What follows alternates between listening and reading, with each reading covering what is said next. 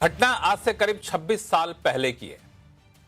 अभी हम अलग अलग जो वेबसाइट देखते हैं ना, जिसके आखिर में डॉट कॉम लगा होता है, दरअसल उससे जुड़ी हुई घटना है। 1990 के दशक में ऐसी डॉट कॉम वाली कई सारी कंपनियों की भरमार सी आ गई थी। ऐसा लगा था कि आईटी की दुनिया में सब कुछ पलटने वाला है। लोगों ने बगैर सोचे समझे डॉट कॉम वाली कंपनियों के शेयर खरीदने शुरू कर दिए थे, पैसे लगाने शुरू कर दिए थे। और 2000 आते आते यानी साल 2000 आते आते डॉट कॉम वाली कंपनियों के शेयर जो है ना, गुब्बारे की तरफ फूल गए थे। इतने ज्यादा फूल गए कि 2002 आते आते ये सारे गुब्बारे फूट गए, जिसे हम शेयर बाजार के इतिहास में डॉट कॉम बबल के नाम से भी जानते हैं। आज मैं इसकी चर्चा इसलिए कर रहा हूं क्योंकि आईटी सेक्टर में जिस तरह की भयंकर गिरावट आ रही है, इसने कुछ उसी डॉट कॉम बबल वाली घटना की याद ताजा कर दी। क्योंकि उस वक्त डॉट कॉम बबल में आईटी कंपनियों के शेयर 90% तक गिर गए थे। कई कंपनियां दिवालिया हो गई थी। इस सेक्टर से जुड़े दूसरे सेक्टर में त्राहिमाम मच गया था। क्या आज हम वाकई उसी तरह बढ़ रहे हैं क्या? आज यह सवाल इसलिए जानना बेहद जरूरी है क्योंकि महज हफ्ते भर में देखें तो देश की 5 दिग्गज आईटी कंपनियों का मार्केट कैप करीब 3.5 लाख करोड़ रुपए तक घट गए। सिर्फ और सिर्फ जनवरी में एफआईज ने दुनिया भर में आईटी सेक्टर से $18 बिलियन से ज्यादा निकाल चुके हैं। और अगर यह सिलसिला आगे भी जारी रहा तो उन म्यूचुअल फंड का क्या होगा जिन्होंने देश की 25 आईटी कंपनियों में 3.5 लाख करोड़ रुपए से ज्यादा का पैसा लगा रखा है। उस कमर्शियल रियल एस्टेट सेक्टर का क्या होगा जहां 35% से ज्यादा की हिस्सेदारी आईटी सेक्टर की होती है। और इस पूरे हालात का जो विलेन है एआई, वो क्या वाकई इतना खतरनाक हो गया है? दरअसल एआई से डर तो वैसे भी लग रहा था, लेकिन नया क्या हुआ कि एंथ्रोपिक टूल आई, उसकी मार पड़ गई। अब ऊपर से एक नया और टूल आ गया है, पैलेंटिड का, जो क्या ये दावा कर रही कंपनी कि डिजिटल कामकाज में ट्रांसफॉर्मेशन यानी एसएपी महज चंद हफ्तों में पूरा कर देंगे उनका टूल, जिसको करने में अभी सालों लग जाते हैं। और ये जो एसएपी टूल होता है ना, वो आईटी कंपनियों के रेवेन्यू का एक बड़ा हिस्सा होता है। तब हालात ये हो गए कि जिस एआई को आईटी इंडस्ट्री का महज एक टूल समझा जा रहा था, अब उसे पूरे आईटी सेक्टर के विकल्प के तौर पर देखा जा रहा है। ऐसे में जो लोग आईटी सेक्टर में बने हुए हैं, उनको क्या करना चाहिए? अब इतने गिरने के बाद क्या वापस से पैसा लगाना चाहिए क्या? आज आवाज अड्डा में मुख्य तौर पर इसी पर करेंगे खास चर्चा। नमस्कार, मैं हूं लक्ष्मण राय और चर्चा में शामिल होंगे हमारे साथ विशेष मेहमान। जियोजित इन्वेस्टमेंट के senior vice president Gaurang Shah साहब हैं, मार्केट एक्सपर्ट सुदीप बंदोपाध्याय जी हैं, एसडब्ल्यू कैपिटल के डायरेक्टर पंकज जैन साहब हैं, रॉकसेट कैपिटल के मैनेजिंग पार्टनर अभिषेक अग्रवाल साहब हैं और मार्केट एक्सपर्ट अनिल राय जी हैं। आप सही मेहमानों का बहुत बहुत स्वागत हमारे शो में। शुरुआत में सुदीप सर आपसे करना चाहूंगा, क्योंकि जब भी आईटी सेक्टर पर आपसे बात होती रही है तो बड़ा ही बैलेंस नजरिया आपका रहा है। अब दिन प्रतिदिन जो परतें खुलने सामने आ गई हैं, पर्दे हटने शुरू हो गए हैं, तो एक बड़ा सा डर सा पैदा हो गया पूरे आईटी सेक्टर को लेकर के। ये डर कितना जायज आपको दिख रहा है? देखिए, ये जो डर मार्केट में है, ग्लोबल इन्वेस्टर्स को है, मार्केट पार्टिसिपेंट और टेक्नोलॉजी क्षेत्र के लोगों के में जो डर देखा जा रहा है, ये कुछ हद तक रियल है और ये हम लोगों को समझना पड़ेगा। एआई की दुनिया में अभी शुरुआत हुआ है।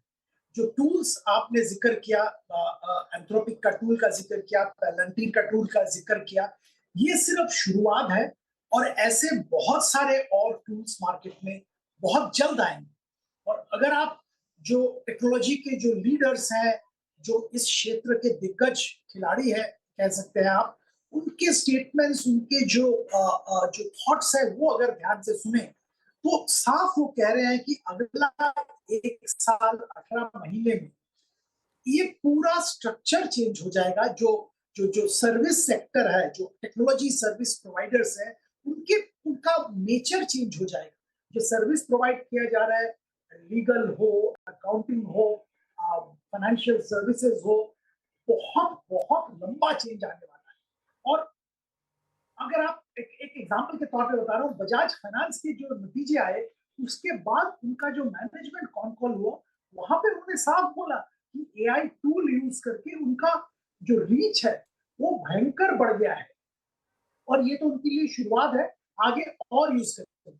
तो इसको दो एंगल से हम लोगों को देखना पड़ेगा। एक तो जो आईटी कंपनीज हैं उनके लिए, और दूसरा डिफरेंट यूजर इंडस्ट्रीज के लिए।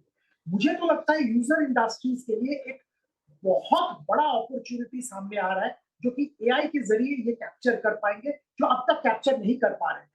और इनका एफिशिएंसी, तो इनका जो यूजर कॉस्ट ऑफ इंडस्ट्री है जो इसमें सुदीप प्रोवाइड कर रहे हैं। आगे चलकर हाँ, इसको इसको दरअसल हम लोग पूरे डिस्कशन को दो हिस्से में बांटेंगे भी कि जो यूजर इंडस्ट्री है वो कितना फायदेमंद हो चुका, उनका कॉस्ट काफी ज्यादा कम हो जाएगा, इस पर हम लोग आगे चर्चा करेंगे। लेकिन सबसे पहले आईटी सेक्टर का जिक्र मैं इसलिए कर रहा हूं क्योंकि इसमें बहुत बड़े संख्या में लोग यहाँ पे इन्वेस्टेड हैं।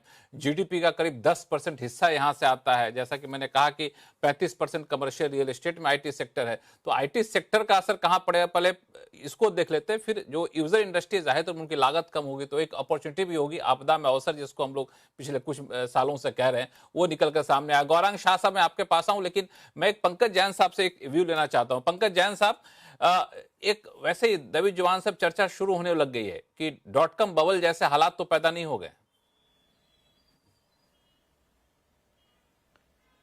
नमस्कार लक्ष्मण जी। देखो नहीं, आई थिंक जो एक चर्चा हो रही है इसमें बहुत कुछ नॉइज भी है, बहुत कुछ रेलेवेंस भी है, and I would say it's a combination of things which are happening transparently, haziness, fogginess, बहुत सारी चीजें हैं। मेरे कुछ एक मित्र भी हैं जो टेक्नोलॉजी एरिया में बहुत बड़े बड़े दिग्गज एरियाज में बैठे हैं, इवन यूएसए में बैठे हैं, and I been talking to them over last say couple of days, couple of weeks कि भाई एक्चुअल हो क्या रहा है। क्या ये बेहद डरने वाली बात है? क्या एक बहुत बड़ा एक जिन मैदान में आ गया है कि जो सारी टेक कंपनीज को खा जाएगा, या the actual answer lies somewhere in between. So actual मेरे को लगता है कि बिल्कुल ब्लैक एंड व्हाइट में जवाब किसी के पास भी नहीं है, चाहे वो टेक का दिग्गज आदमी हो, चाहे वो हम और आप हो। आई थिंक एग्जैक्ट कुछ नहीं है, but things are evolving fast. और जो ये पिछले दिनों में, पिछले कुछ एक हफ्तों में आई थिंक नॉइज एलिमेंट बढ़ गया है, उसके कुछ और कारण भी हो सकते हैं। कारण apart from being the technological kind of changes, उसके अलावा जिस तरह की मनी पावर इस एआई इंडस्ट्री में चला गया है, एआई इंडस्ट्री या एआई कंपनीज को now they have to show their relevance, and I think वहां से भी काफी ज्यादा नॉइज आ रहा है। बट थिंग्स आर इवॉल्विंग, और जैसा आपने कहा कि जो टेक बूम में या Y2K के बाद जो हमने देखा था, काफी सारी डिस्ट्रक्शन देखने को मिली थी, उस चीज को मद्देनजर रखते हुए जो भी आज के दिन हमारे यहाँ पर या इंडिया एज अ कंट्री हम देखें कि we are definitely lagging in AI. हमारे पास one of the things which have been sort of bothering Indian IT sector कि यहाँ पर इनोवेशन नहीं है। यहाँ पर AI रिलेटेड जो एक फील्ड है उसमें कंपनीज काफी लैग कर रही हैं, R&D में काफी लैग कर रही थी। आई डोंट नो उसका कारण क्या था। उस चीज को मद्देनजर रखते हुए डेफिनेटली सॉफ्टवेयर सेक्टर में एज सच चैलेंजेस बढ़ गए हैं। क्या 2026 में यहां से सॉफ्टवेयर सेक्टर उभर के जल्दी से वापस आ पाएगा? आई थिंक चांसेस उसके कम हैंगे, but the companies will evolve. और इस इवोल्यूशन प्रोसेस में मेरे को लगता है कुछ एक कंपनीज काफी पीछे रह जाएंगी, कुछ एक कंपनीज आगे निकल जाएंगी, कुछ एक कंपनीज एक एवरेज स्पीड से बढ़ती रहेंगी। जो 2 से 3% की आजकल आईटी सेक्टर में हमारे यहाँ ग्रोथ है, क्या उस ग्रोथ में एक्सेलरेशन आएगी? चांसेस कम लग रहे हैं। आई थिंक उसमें हो सकता है स्टैग्नेशन ज्यादा है। और क्या पूरी चीज इस तरह से इवॉल्व हो गई है? क्या जो अब आज के दिन वैल्यूएशन है कैश फ्लोज को लेके, क्या वैल्यूएशन प्रॉपर हो गए हैं? इसका आंसर प्रॉपर किसी के पास भी नहीं है। So as a investment analyst, as a broker, what we have been guiding our clients कि भाई थिंग्स आर हेजी, और जहां पर थिंग्स कॉम्प्लेक्स और हेजी होती है, जहां आंसर्स नहीं होते, हमने बार बार देखा है, उस फील्ड से या उस सेक्टर से थोड़ा सा बच के रहना चाहिए। एलोकेशंस कम करो, don't try to bottom fish. ये मत सोचो कि बहुत सस्ते हो गए हैं कि इस वैल्यूएशन पे टीसीएस, इन्फोसिस, विप्रो दोबारा नहीं मिलेंगे। So it's better to take it at 10-15% higher valuation rather than just keep on jumping at the bottom fishing.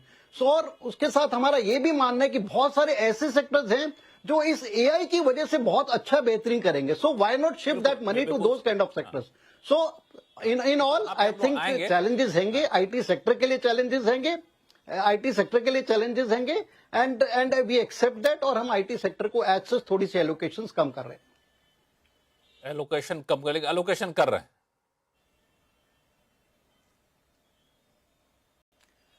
Allocation में जो बने हुए, इट्स नॉट दैट कि सडनली दैट एलोकेशन बिकम्स 0 या become 50%, but we are not trying to bottom fish और trying to average out on दो stocks.